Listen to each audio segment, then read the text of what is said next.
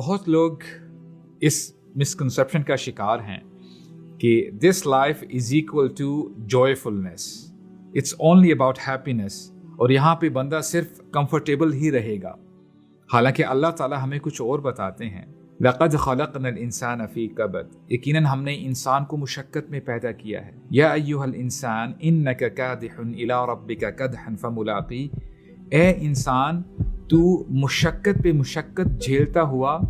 مجھ سے ملاقات کرے گا۔ اور جب آپ کو یہ حقیقت پتہ چل جائے کہ آپ نے اللہ سے ملاقات کرنی ہے تو آپ کو سکون صرف اللہ کی یاد میں۔ رحمہ اللہ کے بارے میں آتا ہے he had a very rough life and he had to go to jail multiple times۔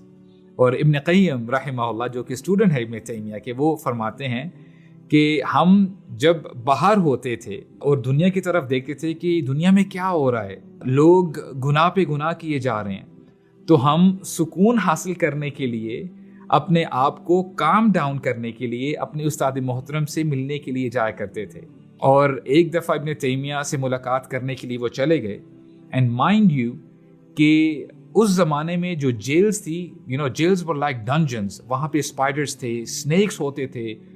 Beats ہوتے تھے۔ تو ابن القیم ملنے کے لیے جاتے ہیں ابن تیمیہ سے اور کہتے ہیں کہ فجر کا وقت تھا، فجر کی نماز پڑھ کے ہم ملنے کے لیے گئے، اور ہم نے دیکھا کیا ہے کہ ابن تیمیہ اپنا منہ دیوار کی طرف کر کھڑے ہوئے ہیں، اور ہم انتظار کرتے رہے اور کافی دیر کے بعد perhaps 2 to 3 hours and then ابن تیمیہ turned around اور کیا کہتے ہیں هذه غدوتي ولو لم اتغدى الغداء سقطت قوتي، کہتے ہیں کہ this is my morning meal, if I don't have it my strength will be gone and this is the food for my soul۔ He was unbreakable and he was unshakable۔ اور ابن تیمیہ رحمہ اللہ کہا کرتے تھے کہ میرا دشمن میرا کیا بگاڑ سکتا ہے، اگر وہ مجھے ایگزائل کر دے گا میں اللہ تعالیٰ کی خلقت کو دیکھوں گا اور اس پر تدبر پونڈر کروں گا، اور اگر وہ مجھے جیل میں ڈال دیں گے تو اس سے بڑھ کر میرے لیے کیا اچھا ہو سکتا ہے کہ I will have private time with اللہ سبحانہ و تعالیٰ، میں اللہ تعالیٰ کا ذکر کروں گا، اللہ تعالیٰ سے دعا کروں گا، اور اگر وہ مجھے مار ہی دیں تو I will die as a martyr، میں شہید ہوں گا۔